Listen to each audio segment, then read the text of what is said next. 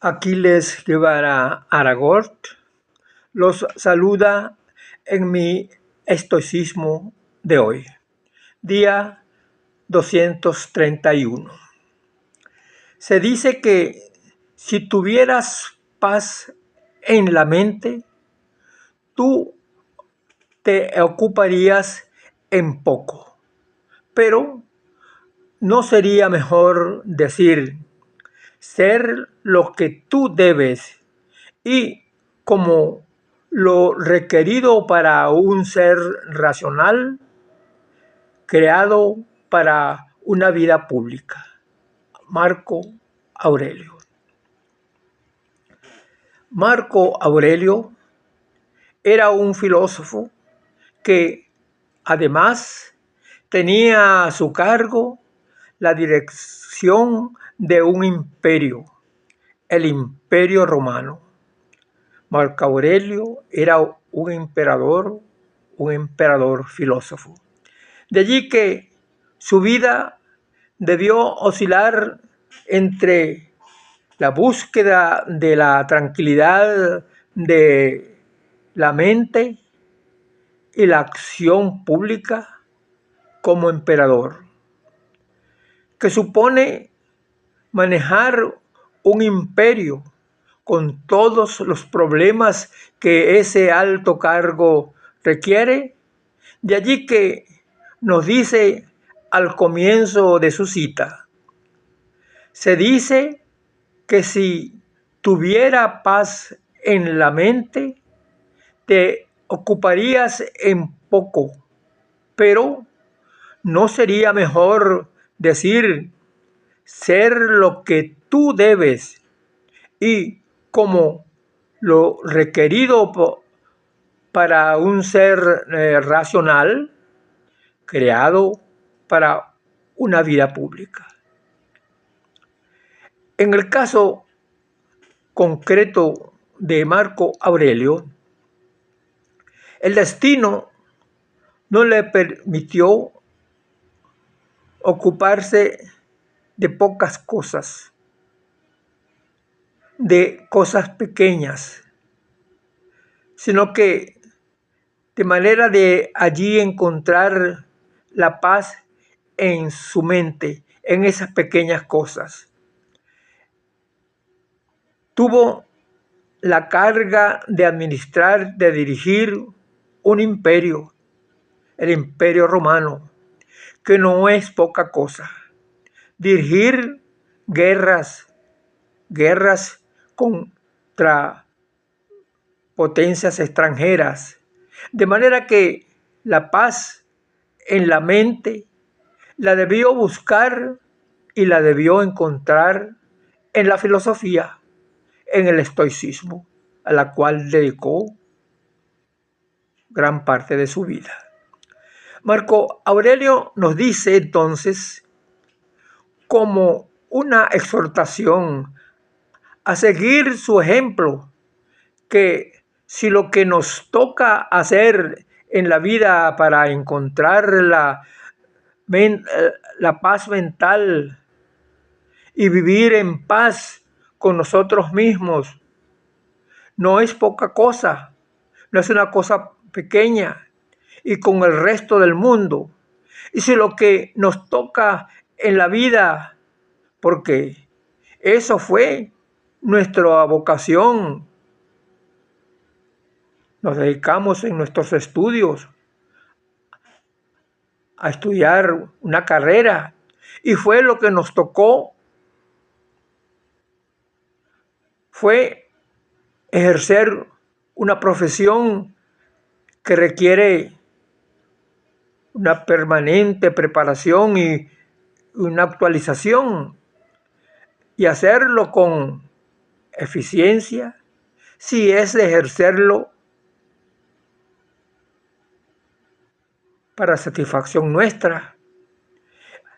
Por otra parte, si es de ejercer un cargo público, es para hacerlo lo mejor posible, con la mejor eficiencia, como exige un funcionario del Estado y como Los principios del estoicismo lo requieren de las personas que siguen esa filosofía con dignidad y respetando los dineros públicos que les toque administrar. El sentido de administrarlos de la manera más honesta y pulcra posible, de forma que cada vez que esa persona regrese a su casa, vea a su esposa, al hijo, a los hijos, lo vea con dignidad, sin pena, sin temor y sin el temor posible de que ellos puedan en un momento avergonzarse más tarde de esa persona. De manera que de seguir lo que dice el filósofo, ¿por qué esto trae no solo paz en la mente de hacer cosas, sino también la más grande paz de hacerlo bien? Esto es una de las cosas que nos enseña el estoicismo. La excelencia, hacer las cosas bien, lo mejor posible, lo mejor que está en nuestras posibilidades. No hacer las cosas para salir de ellas, no señor, hacerlas con excelencia. Esas son una de las pautas del estoicismo. Lo más perfecto posible y con ello estar tranquilos. Y si es el caso de haber cumplido nuestros deberes lo mejor que se pudo, lo mejor que se puede. Hay una opinión entre varias que hay al respecto sobre el origen de la filosofía, que la filosofía nació en Grecia porque la estructura social de la ciudad-estado, en este caso Atenas, le permitía a un grupo de ciudadanos disfrutar de un ocio, prácticamente un ocio permanente, de tal manera que un grupo de ellos se dedicó a pensar, a reflexionar sobre los grandes problemas de la vida, los grandes problemas de la naturaleza,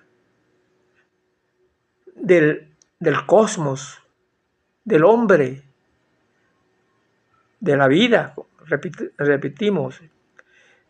Y se dice que del disfrute de ese ocio, de esa tranquilidad espiritual, de esas reflexiones, de allí surgió la filosofía. Debemos recordar que sobre el origen de la filosofía hay varias hipótesis. Una, con motivo de las corrientes comerciales que pasaban por las islas griegas, que venían del norte trayendo sus productos en sus barcos, que pasaban por los mares de Grecia hacia el sur, hacia Egipto, hacia Persia, etc. Y allí había una especie de un crisol. Ahí se fundieron esas culturas diferentes que dieron origen, según estas teorías, a la filosofía. Hay otra concepción, otro punto de vista, de que fueron los poetas arcaicos, Homero en la Odisea y Hesíodo, con su cosmogonía, que dieron origen a la filosofía. La Odisea, porque en su relato que hace Homero en la Odisea, hay el regreso de Ulises, de Odiseo, a su casa, a Ítaca, y hay el esfuerzo, la superación, la lucha, la voluntad, el trabajo, las luchas contra todos los problemas que va a encontrar este hombre en el camino hasta llegar y vencer.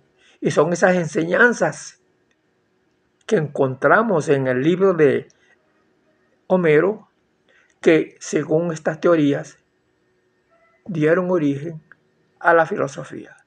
O a lo mejor fueron confluyeron estas diferentes influencias en el origen de la filosofía que hoy disfrutamos y nosotros en esta rama del estoicismo. Es mi palabra, queridos hermanos, queridos amigos. Muchas gracias por acompañarme y hasta mañana.